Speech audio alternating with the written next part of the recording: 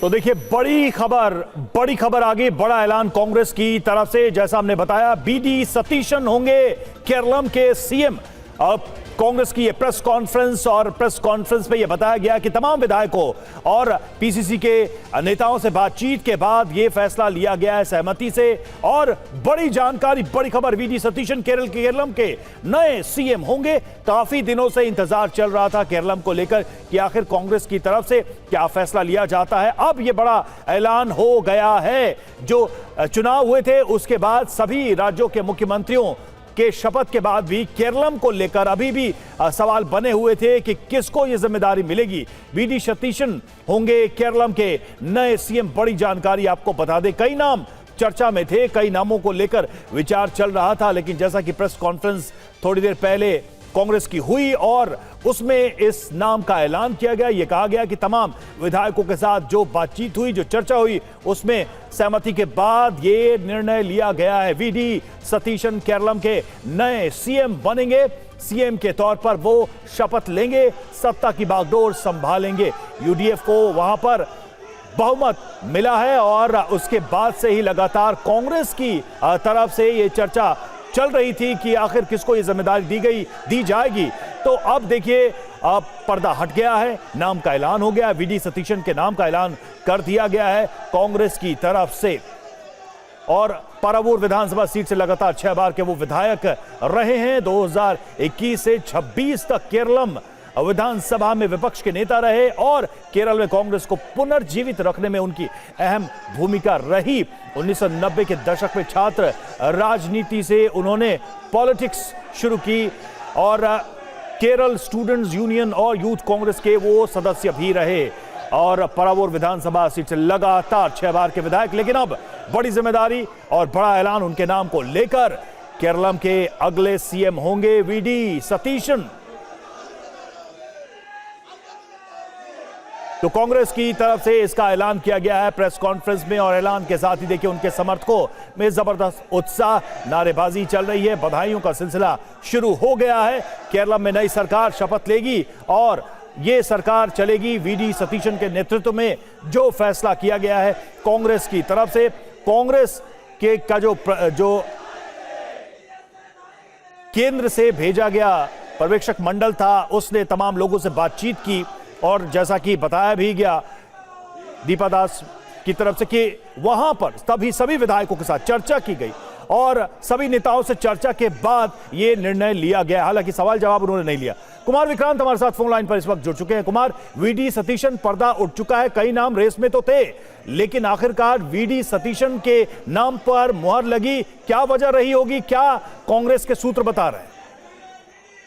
देखिए, बहुत सीधी सी बात है। 2 बातें बड़ी अहम थी। एक तो विधायकों का समर्थन और सांसदों का समर्थन, वो केसी वेणुगोपाल के साथ था। और दूसरे उम्मीदवार थे बीडी सतीशन, जिनके बारे में ये कहा गया कि जन समर्थन यानी पब्लिक ओपिनियन उनके पक्ष में है, क्योंकि 5 साल वो विपक्ष के नेता के तौर पर लेफ्ट की सरकार से लड़ाई लड़ते रहे हैं। तो ऐसे में जो हमारे सूत्र बता रहे हैं कि आखिरी मौके पर जब एके एंटनी से सलाह ली गई, एके एंटनी सोनिया गांधी के काफी क्लोज एड माने जाते हैं, उन्होंने ये कहा कि केरल के लिहाज से जन समर्थन ज्यादा महत्वपूर्ण है विधायकों और सांसदों की राय के बजाय। और ऐसे में बीडी सतीशन का नाम फाइनल कर दिया गया है और बीडी सतीशन केरल के नए मुख्यमंत्री होंगे।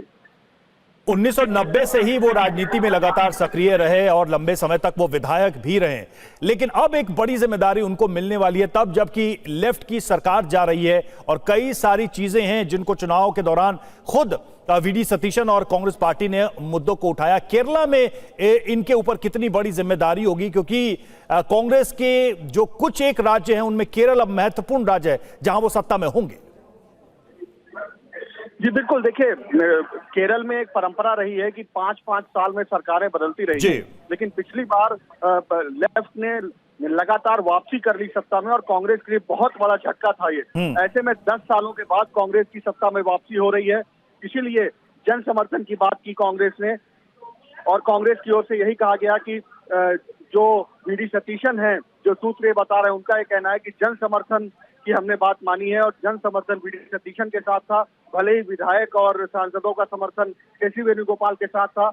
और ऐसे में जब ए के एंटनी जो कि कांग्रेस के वरिष्ठ नेता रहे हैं, जो सोनिया गांधी के काफी करीबी माने जाते हैं, उन्होंने ये कहा कि जन समर्थन केरल में ज्यादा महत्वपूर्ण है, जिसके बाद वी डी सतीशन के नाम पर मुहर लगा दी गई। कांग्रेस की जो प्रभारी महासचिव है केरल की, दीपा दास मुंशी, उन्होंने घोषणा की। उनका कहना था कि जो विधायक दल है, उस विधायक दल ने ये तय किया, एक लाइन का रेजोल्यूशन पास किया कि जो हाईकमान फैसला करेगा वो हमको स्वीकार्य होगा।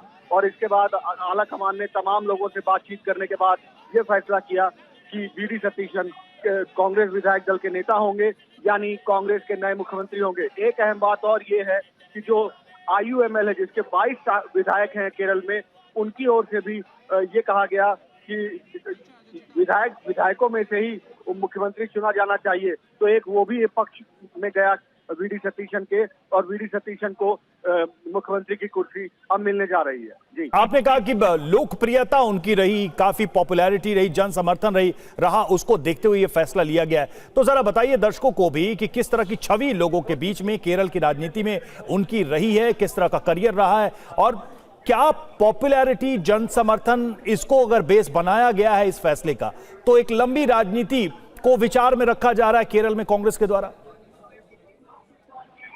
जी, निश्चित तौर पर जैसे रमेश चेन्नीथल्ला एक तीसरे दावेदार थे, उनकी उम्मीद ये थी कि 10 साल पहले वो पार्टी को जिता करके लाए थे, लेकिन ए के एंटनी ने तब भी सलाह सोनिया गांधी को दी और ओमन चांडी मुख्यमंत्री बन गए थे। तो उसके बाद में उनको उम्मीद थी कि अगर केसी वेणुगोपाल और सतीशन के बीच बात नहीं बनती है तो वो तीसरे डार्क हॉर्स के तौर पर मुख्यमंत्री बन सकते हैं। लेकिन उनका उम्रदराज होना उनके खिलाफ गया और वी डी सतीशन मात्र 61 वर्ष के हैं। तो ये माना जा रहा है कि कांग्रेस ने एक नई राजनीति को और नए लोगों को आगे बढ़ाने के लिए वी डी सतीशन के नाम को चुना है, और कांग्रेस लंबे वक्त की राजनीति वहाँ करना चाहती है, और इसीलिए रमेश चेन्नीथल्ला जैसे वरिष्ठ नेता को किनारे करके इनको चुना गया। और दूसरी अहम बात ये रही कि केसी वेणुगोपाल, जिनके पास विधायकों का और सांसदों का ज़्यादा समर्थन था, लेकिन राहुल गांधी के बहुत करीबी हैं वो, और राहुल गांधी की बात करें तो चाहे संसद की बात हो, चाहे संगठन की बात हो, केसी वेणुगोपाल सारे काम देखते हैं। आप कह सकते हैं कि राहुल गांधी जो चाहते हैं वो केसी वेणुगोपाल के थ्रू कांग्रेस पार्टी में होता है। वो संगठन महासचिव भी हैं। ऐसे में केसी वेणुगोपाल को रिलीव करना राहुल गांधी के लिए बड़ा मुश्किल था, और यही बात आप कह सकते हैं शायद केसी वेणुगोपाल के पक्ष में नहीं गई, जन समर्थन की बात के अलावा। बिल्कुल कुमार, और जैसा हम देख भी पा रहे हैं कि वहां से तमाम नेता ऐलान करते ही उन्होंने कहा कि सवाल जवाब वो नहीं लेंगे, उस पर भी आपसे सवाल लेंगे कि सिर्फ ऐलान के लिए ही क्या प्रतीक्षा हो रही थी। और देखिए वी डी सतीशन के बारे में जैसा कहा जा रहा है कि 1990 से ही छात्र राजनीति में रहे, 6 बार विधायक रह चुके हैं, और परावूर विधानसभा से सीट से लगातार 6 बार विधायक रहे। लोकप्रियता उनकी इस बार जबरदस्त रही। 2021 से 26 तक केरलम विधानसभा में विपक्ष के नेता भी रहे, यानी विपक्ष की लड़ाई वो लड़ते रहे। केरल में कांग्रेस को मजबूत बनाने में उनकी अहम भूमिका रही, और छात्र राजनीति से उन्होंने अपने करियर की शुरुआत की है। वी डी सतीशन के नाम पर मुहर लगा दी गई है। कुमार विक्रांत, इसके पीछे की क्या वजह है? कोई सवाल जवाब नहीं लिया गया, क्योंकि देखिए ये चर्चा हर तरफ हो रही थी कि चुनाव के बाद लगभग हर राज्य में मुख्यमंत्री तय हो गया। तमिलनाडु में जहां इतना पेचीदा मामला था वहां भी शपथ ले लिया गया। केरल में काफी समय लगा, काफी देर हुई, और उसके बाद भी सिर्फ अगर देखा जाए कि 2 लाइन की ये प्रेस कॉन्फ्रेंस थी, नाम का ऐलान और प्रेस कॉन्फ्रेंस खत्म। जी देखिए, चूंकि यहाँ पर बात ये थी कि जो विधायकों का समर्थन था, सांसदों का समर्थन था, वो कांग्रेस के संगठन महासचिव, जो कि कांग्रेस में बहुत ताकतवर नेता है केसी वेणुगोपाल, उनके हक में था। और वी डी सतीशन 5 साल विपक्ष के नेता रहे, लगातार लड़ाई लड़ते रहे लेफ्ट की सरकार के खिलाफ। वो वहाँ जनता के बीच पॉपुलर थे, ऐसा कांग्रेस पार्टी के इंटरनल सर्वे में आया। और रमेश चेन्नीथल्ला जो कांग्रेस के वरिष्ठ नेता हैं, लॉयल सिपाही माने जाते हैं, NSUI यूथ कांग्रेस के अध्यक्ष रहे, तो उससे एक संदेश देने की बात थी। तो इन तीनों नेताओं के बीच होड़ थी मुख्यमंत्री बनने की।